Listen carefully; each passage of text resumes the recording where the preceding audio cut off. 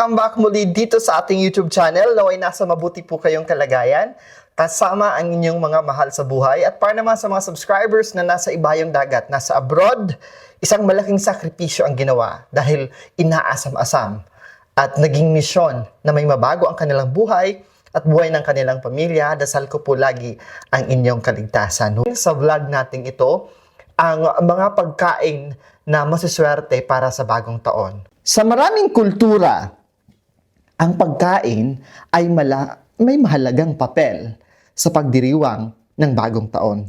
Hindi lamang ito sa pagdiriwang ng bagong taon, but in general, in every milestone sa bawat buhay natin, sa bawat pamilya natin, kasama natin ang pagkain.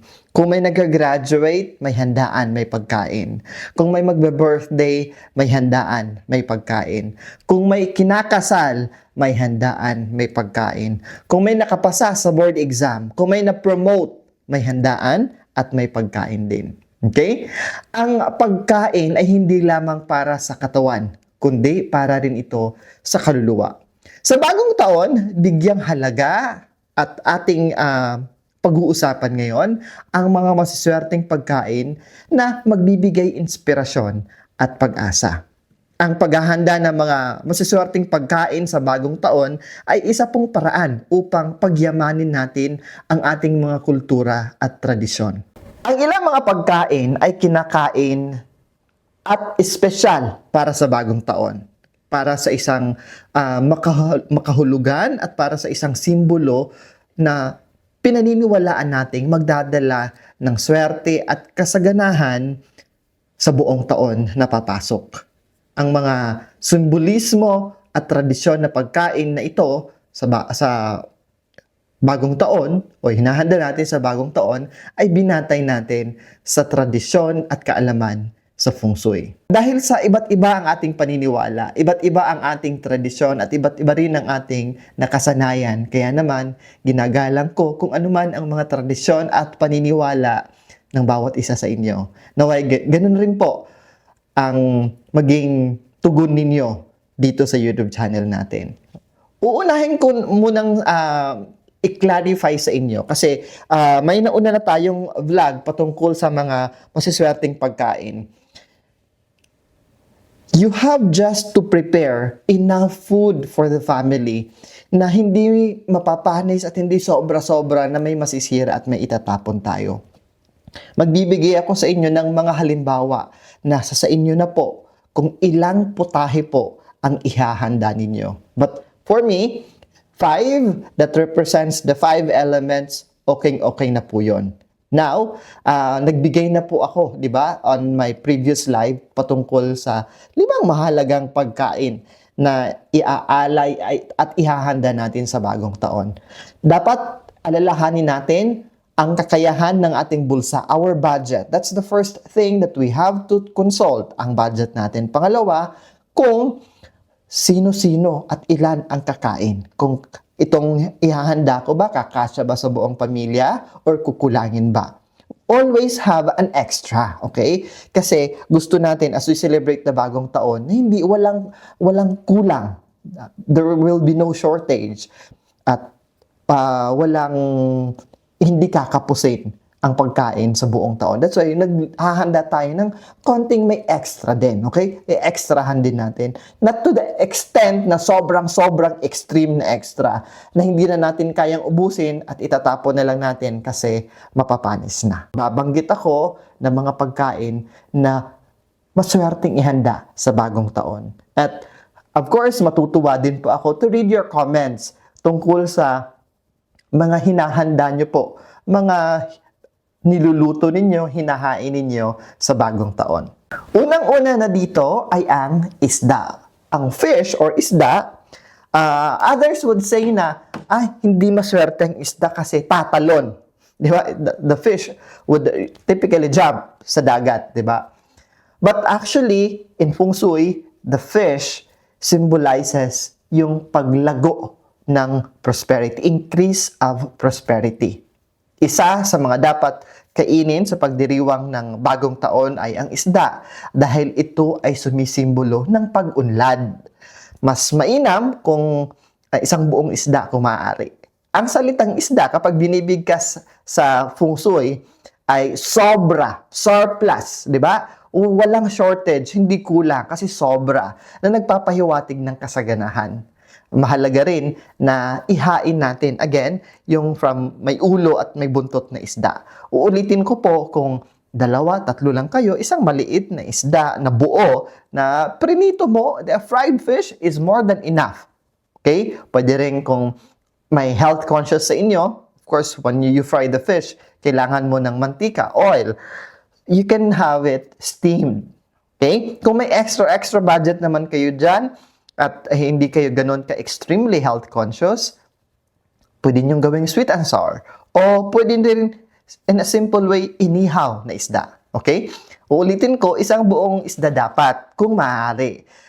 Na ang ibig sabihin ay buo. Mula ulo hanggang sa buntot nito. Ito ay nagpapahiwatig na aagos ang mga magagandang biyaya na tatakbo sa buong taon. Mula sa itaas hanggang sa ibaba. Mula sa pagsisimula ng taon hanggang sa pagtatapos. Isang malaking buong isda kung malaki ang pamilya ninyo. Kung maliit naman yung pamilya, 2 lang kayo, 3 lang kayo, isang maliit na isda, pwede na yan ha. At of course, nasa inyo na po kung anong klaseng luto ang pwede ninyong gawin sa isda na yan. Ulitin ko ha, hindi mandatory na lahat ng babanggitin ko ihahain ninyo. Pili lang kayo ha, pipili lang kayo depending on your budget, depending on your financial capacity, and kung ilan po ang kakain po. Okay? Let's continue. Another is ang dumpling. Ang dumplings ay sumisimbolo ng kayamanan. Maraming mga frozen dumplings na mabibili tayo para sa mas pinadali na pamamaraan.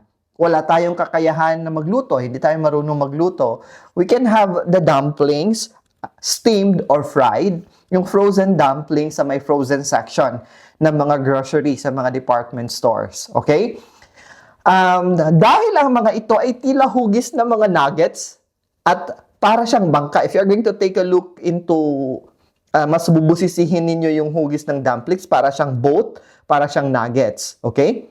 Sa sinaunang panahon, it actually looks like the golden ingots.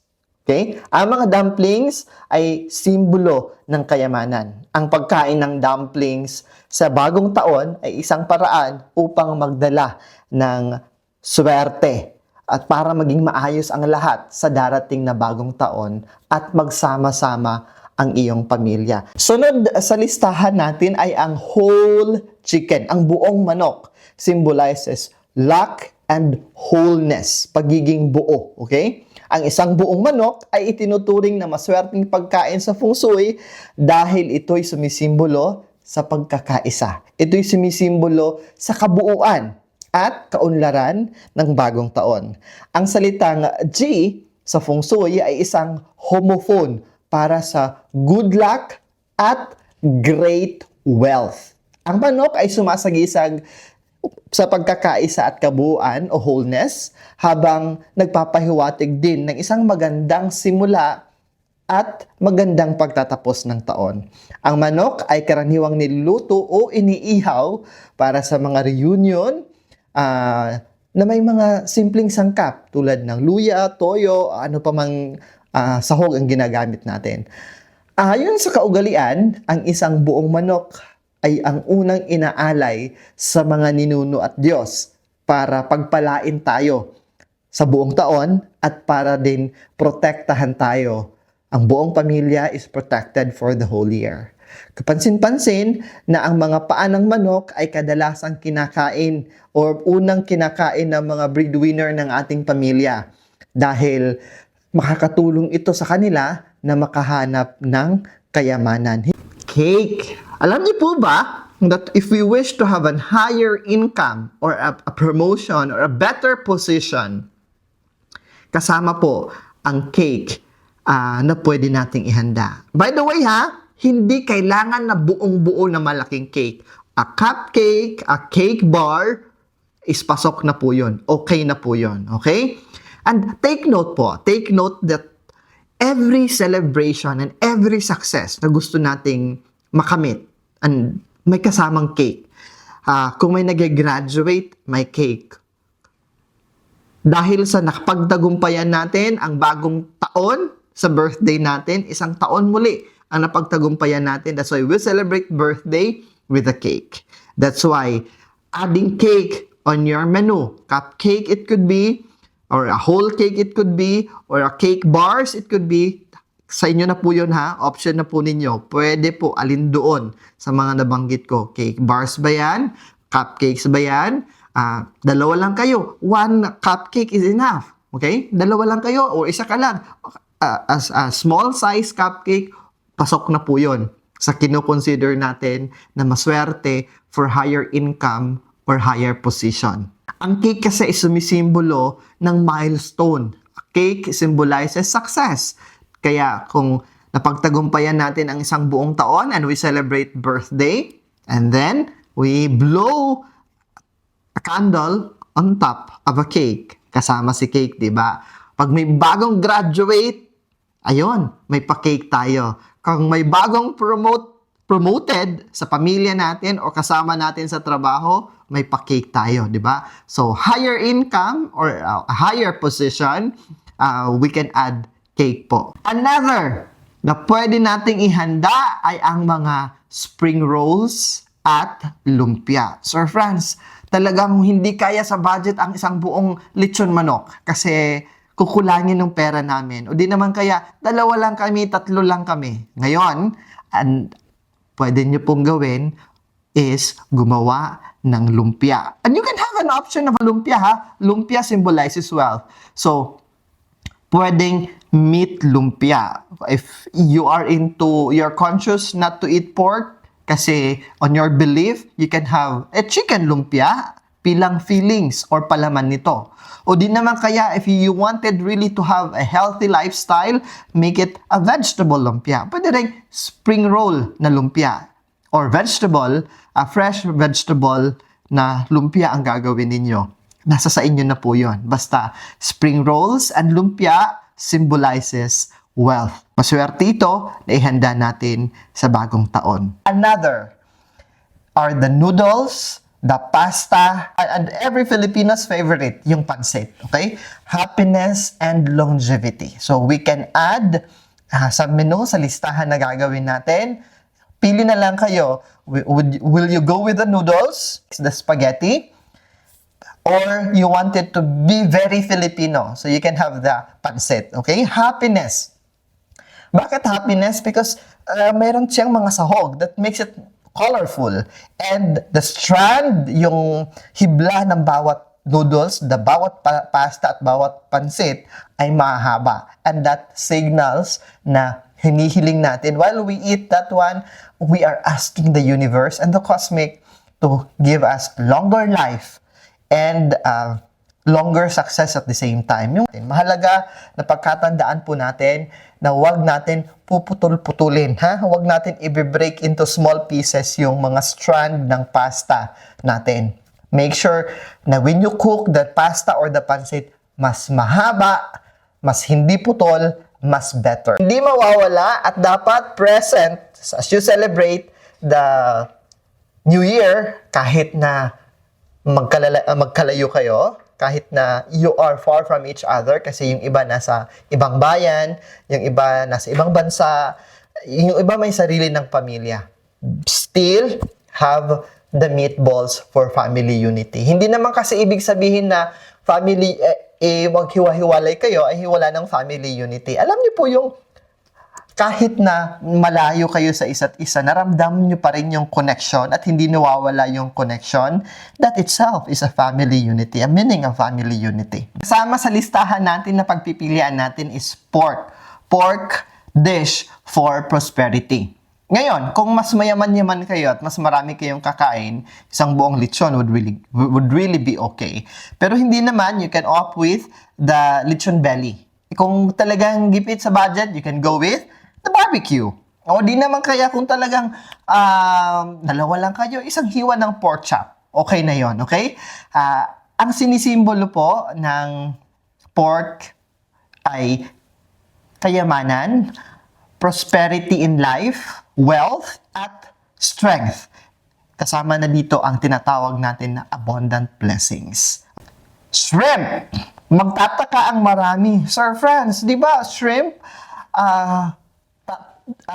Tumatalon yung tumatalon yung shrimp, baka umalis yung swerte, lumayas ang swerte, tumalon papalayo. No. But the way the shrimp jump represents actually happiness, jumping for joy. And we want to jump for joy and happiness ngayong bagong taon. Kaya you can actually, do not be afraid, it's okay and it's safe.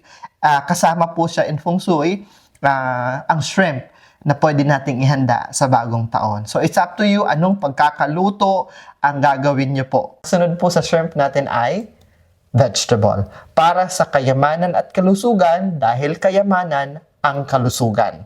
Huwag kalimutan na isama natin sa ating menu ang mga gulay. Kasama na sa bilang natin ng mga dish, okay, ay ang the basket of fruits that we have. At pwede rin tayong gumawa ng fruit salad. It's also counted as sumisimbolo ng fullness and wealth.